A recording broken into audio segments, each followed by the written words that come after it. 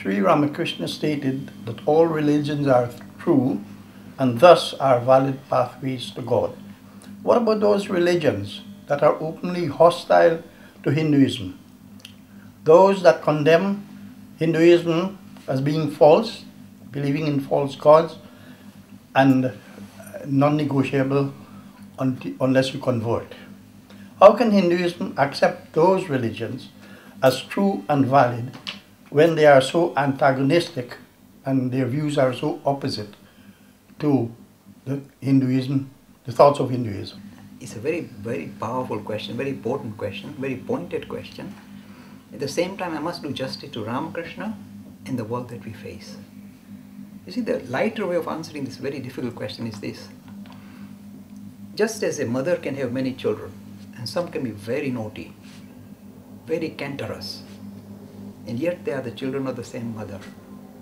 In the same way, the same, if you like, ultimate reality has inspired different people.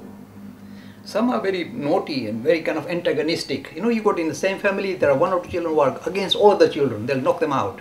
They'll beat them up even. So in the same way, the same spirit has produced all these variety of religions, and some are very naughty, if I can use the word. This is a kind of gentle word I'm using, very violent. So like children can be very violent towards each other. In the same way, there are certain religions, I won't name them, who are highly antagonistic toward this marvelous, majestic religion called Hinduism. They're very antagonistic. They're out to demolish. In fact, forget about, look, my experience, despite all the lovely stuff Church of England may be doing, they are so antagonistic towards Hinduism that I have great difficulty. For example, if I want to get on the BBC is controlled very strongly by the church. So when I do religious programs in BBC, they know that the presentation I'm going to make is going to make them rethink about the role of Hinduism in modern society, and they can't allow that.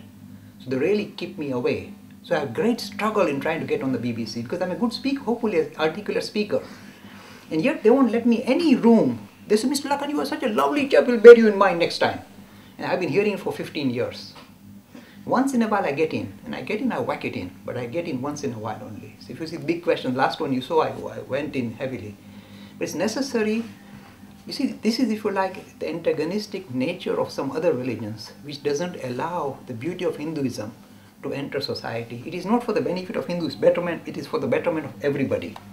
This broad vision that comes with Ramakrishna can solve all the interfaith issues, people killing each other in the name of religion, or the more important one, intra-faith issues. People on the same day are blowing each other up. The Sunnis and Shias are blowing each other up. If they adopt the idea of Ramakrishna, they will stop blowing each other up. Forget about us. Even the fighting within their own religion will stop. So the idea of Ramakrishna's message cannot be compromised. At the same time, we recognize there are some tricky chaps or tricky interpretation of religions, and that can be highly counterproductive and damaging.